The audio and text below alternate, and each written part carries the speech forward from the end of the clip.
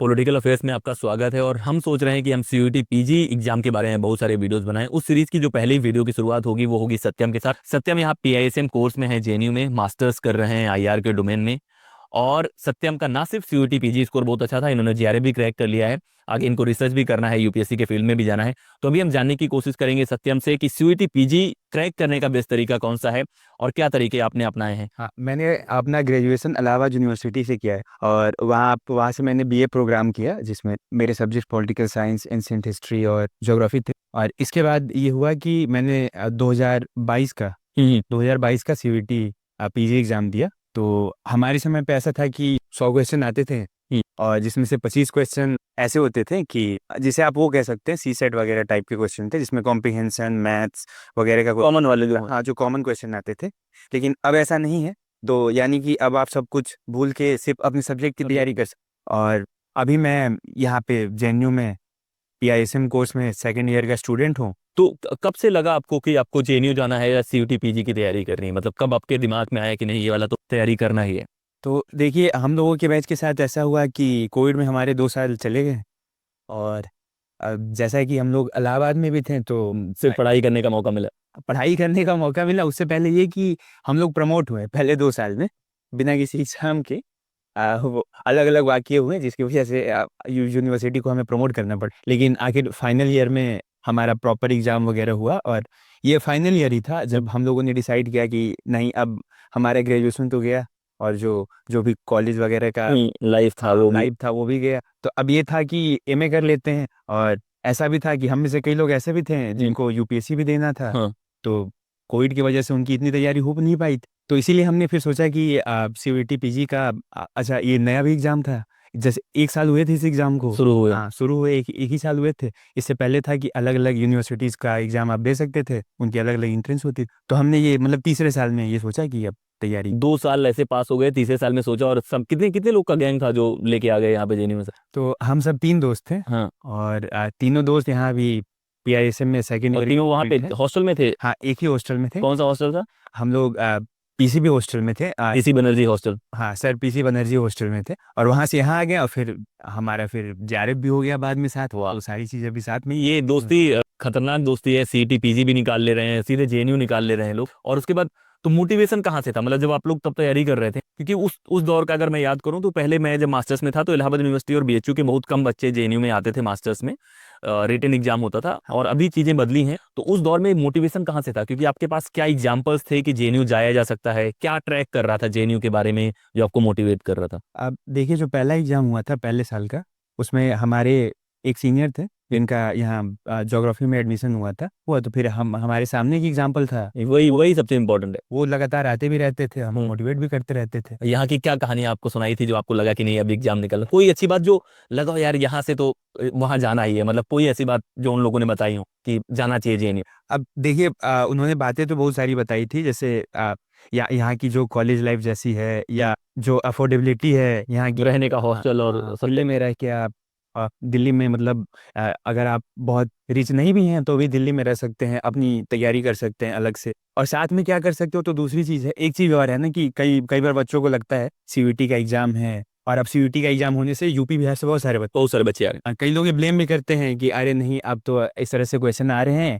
कि root learning करने के बाद और मेमोराइज करने के बाद यहाँ पे बच्चे आ जा रहे हैं। लेकिन होता क्या है कि ये तो बेसिक चीजें हैं ना। हैं। बिल्कुल सर। आप आपकी कॉन्सेप्चुअल क्लैरिटी है, बहुत अच्छी बात है कि आपकी कॉन्सेप्चुअल और क्लैरिटी है। आप इस तरह के एग्जाम को क्रिटिसाइज करके अपनी कमियों को ढक नहीं सकते। मैं बहुत लोग को बोलता हूँ कि सवाल कोई ऐसा नहीं पूछा जा रहा है जो आपको नहीं आना चाहिए। मतलब अगर आप बोल रहे हैं कि आप एनालिटिकल हैं, अगर आप वो सवाल आ रहा है अरिस्टोटल के ऊपर, उनका कोई कॉन्सेप्ट के ऊपर आ रहा है, तो आपको एनालिटिकल भी आता है तब भी कॉन्सेप्ट तो पता होगा ना कि वो उनका तो कॉन्सेप्ट किसी और आसान होना चाहिए। बिल्कुल बिल्कुल। अगर ऐसी चीजें एक और डाइवर्सिटी के लिए भी मैं डिफेंड करता हूँ इस तरह की चीजें कि डाइवर्सिटी भी बहुत है, अलग अलग जगहों के लोग आते हैं। तो जब आपने तैयारी शुरू करी तो क्या पढ़ा आपने? क्योंकि अभी मैं आपसे थोड़ी देर पहले बात कर रहा था तो क्लैरिटी थी चीजों को लेके।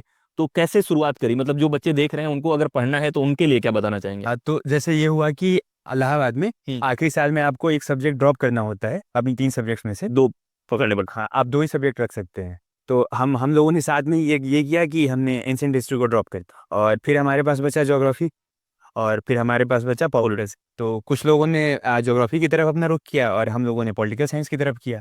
अब ये था कि जैसे आखिरी साल हम लोगों को आईआर पढ़ना था, पब्लिक एडमिनिस्ट्रेशन पढ़ना था और इंडियन पॉलिटिकल थॉट पढ़ना था। अब ये 3 चीज़ें पढ़ाई जाती हैं, ये तीनों चीज़ें एमसीयूटी में भी आती हैं। वाह, ये मतलब इलाहाबाद यूनिवर्सिटी वालों ने सेट कराया क्या पेपर यहाँ का? अरे नहीं, मतलब हर जगह का ऐसा ही होता है कि सभी यूनिवर्सिटी का यही है कि अगर आप अपने ग्रेजुएशन का सिलेबस देखें हाँ हाँ, और उसको आप मैच करेंगे सीयूटी पीजी से, बहुत तो बहुत चीज़ें बहुत अच्छी बात बोली है। डीयू के साथ भी है कि डीयू के सिलेबस में भी सारी चीजें हैं, Indian knowledge system, Indian political thought, सारी चीजें। लेकिन एक और खास बात बताता हूँ कि जब पहले 90s में और अर्ली 2000s में इलाहाबाद यूनिवर्सिटी का जो सिलेबस था, जो यूपीएससी का सिलेबस था, वो काफी सिमिलर था। तो उसकी वजह से इलाहाबाद यूनिवर्सिटी वाले बहुत सारे बच्चे आते थे। अभी थोड़ी संख्या कम हो गई क्योंकि बाद में डीयू का जो सिलेबस है और अभी यूपीएससी का सिलेबस काफी मिलता जुलता है। तो जैसे कोई भी इंसान शुरू कर रहा है सीयूटी के पीछे, 3 चीजें उसे क्या करनी चाहिए, मतलब जो आपको बताए कि ये तो करना ही है अगर क्रैक करना है, जेएनयू आना है? तो सबसे पहली चीज़ ये करनी चाहिए कि आपको देखना चाहिए कि किस तरह के क्वेश्चन आते हैं। सबसे पहले आप कुछ मत देखिए, पिछले 3 साल का पेपर उठाइए, अभी तक 3 बार एग्जाम हो चुका है। आप 3 साल का पेपर उठाइए, उसको देखिए और फिर ये देखिए क्या वो सिलेबस के भीतर का है। अगर वो सिलेबस का भीतर का है, जो कि है, हाँ, तो आप सिलेबस से कहीं और मत भाग। सिलेबस पकड़ो। हाँ, आप फिर सिलेबस को पकड़िए और आप फिर ये देखिए कि आपकी जितनी तैयारी हो रखी है ग्रेजुएशन में, तो आपकी जितनी तैयारी हो रखी है ग्रेजुएशन में, उससे कितने सवाल आपसे बन पा रहे हैं। और फिर जिनमें आपको दिक्कत हो रही, फिर उसी की तरफ फोकस करिए। ये रिवर्स लर्निंग की तरफ। ये बहुत बहुत अच्छा, ये सेल्फ डायग्नोसिस वाला तरीका है कि मान लो कि आपको किसी विटामिन की कमी है, कुछ कमी है, तो आप वही लेंगे ना, आप ओवरऑल खाते रहेंगे, तो ये बहुत अच्छा तरीका है। प्रीवियस ईयर क्वेश्चन पेपर देखना है, उससे अंदाजा लगाना है कैसे पेपर आते हैं। सिलेबस वाली पार्ट तो आप छोड़ भी सकते हैं कि पीआईक्यू को मिलाना है सिलेबस से है कि नहीं है, क्योंकि ज्यादातर वो सिलेबस से ही होता है। सिलेबस उठाना है और खुद सवाल लगा के देखना है कि कहाँ कहाँ आपकी वीकनेस है, जो जोन आपका वीक है उसको स्ट्रॉन्ग करना है, और वैसे ही फिर आप बहुत नजदीक पहुंचते जाएंगे। जो और कोई खास बात जो आपने अपनाई हो इन लोग को बताना चाहेंगे, कोई स्ट्रेटजी जो आप अपनाते हो रिवीजन को लेके या रट्टा मारने को लेके? देखिए, ये जो रट्टा मारने वाला काम है, हाँ। ये तो मैं रेकमेंड करूंगा कि आप सबसे एंड में करें, हम्म, ताकि आपको एग्जाम के समय याद रहे, बाद में आप भूल भी जाएं, तो हम्म। कोई दिक्कत ना हो। तो जिन लोगों को ये लगता है कि उनकी कॉन्सेप्चुअल क्लैरिटी बहुत अच्छी है, तो वो उस पर पहले फोकस करें।